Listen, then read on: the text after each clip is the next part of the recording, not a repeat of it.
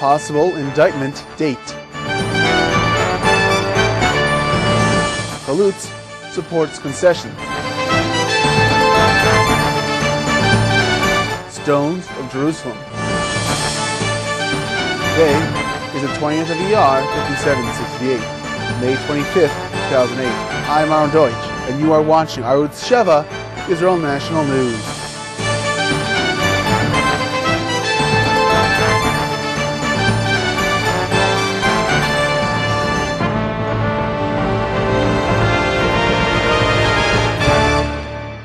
The Yediot Achronot newspaper is reporting that an indictment against Prime Minister Ehud Olmert will be filed by the end of the summer. The paper quoted sources familiar with the ongoing investigation and stressed any indictment would be subject to a hearing and therefore, quote, we may still be surprised. The premier was questioned for the second time by National Fraud Unit investigators over the weekend. The Prime Minister was reportedly cooperative and did not explain certain issues, stating he did not remember the details. According to the report, the investigators got the impression that while Olmert was trying to make sure his testimony was as parallel to Talansky's as possible, he also made sure to refute Messer's testimony to the best of his ability. Messer was Olmert's attorney. While the police did show the Prime Minister preliminary transcripts of Talansky's questioning, those pertaining to Messer's questioning were revealed only after Olmert was questioned himself by the police. Olmert reportedly referred to Messer, considered a close confidant for some 30 years, as his personal bank. Olmert has absolute faith Messer was running the finances properly and reporting them in accordance with the law. Quote, in response to Messer's statements that he gave Olmert's former bureau chief, Shula Zakane, packets full of cash to give to the premier, Olmert stressed he never received any funds from Zakane or Messer. Police are currently searching to find an explanation to the gaps in funds found and the amounts Talansky reportedly gave. The report went on to say that the questioning session itself was tense. Olmert was angered by the leaks to the press on the case, but the Prime Minister failed to allay the suspicions of the police. On Saturday, the former IDF Chief of Staff, Dan Chalutz, said Israel should be willing to surrender the Golan Heights to Syria in a peace deal.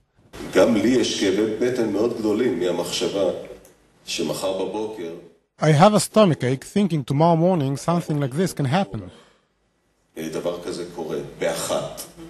דיברת על הערך באמת הרגשי, הלאומי, הזיכרון של רמת הגולן ושל מקומות אחרים, אבל אני שואלת אותך שוב, מבחינה ביטחונית, זה דבר שישראל יכולה להסתדר בלעדיו? Theoretically, we managed without the Golan in the past. הסתדרנו בלעדי זה גם קודם. In response, members of the Knesset attacked the one-time Chief of Staff. MK Ariel Eldad of the National Union said, in theory and in practice, Israel can get by without Dan Chalutz. MK Efie Tam, also of the National Union and resident of the Golan himself, said Chalutz had not learned from his failures during the Second Lebanon War and continued to underestimate the critical importance of a controlling presence on the ground. At the same time, MKs from the Meretz Party, which does support territorial surrender for promises of peace, welcomed Chalutz's statements. The party said this proves the consensus of a deal with Syria.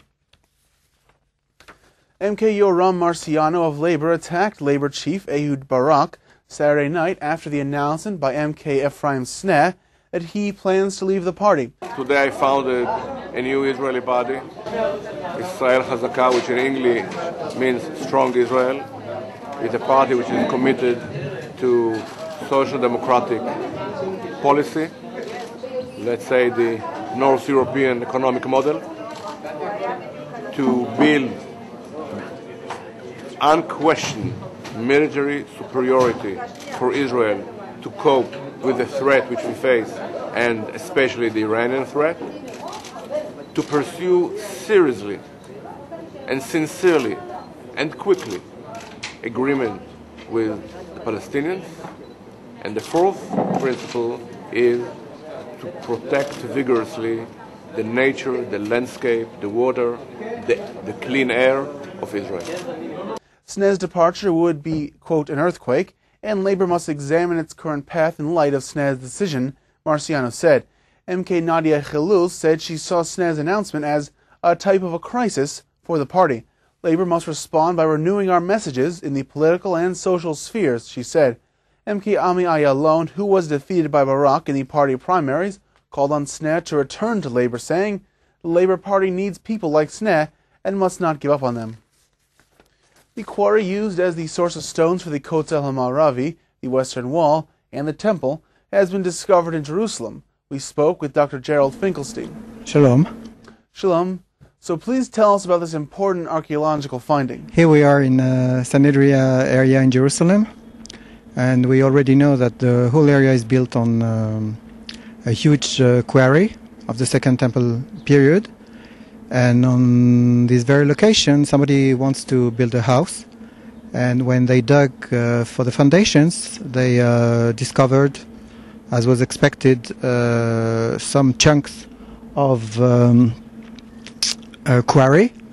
And then we came and we started to excavate to uncover the whole area and measure and see what the quarrying techniques are. How do you know that stones from this excavation were actually the ones used in the Western Wall? According to the way they are cut, we know what's the quarry. It's not the first one that we discover. And what is important here is that we found very poor pottery of the period of Herod down to the destruction of the Second Temple period. And this way we know it's from this period. What is interesting is we can measure all the stones.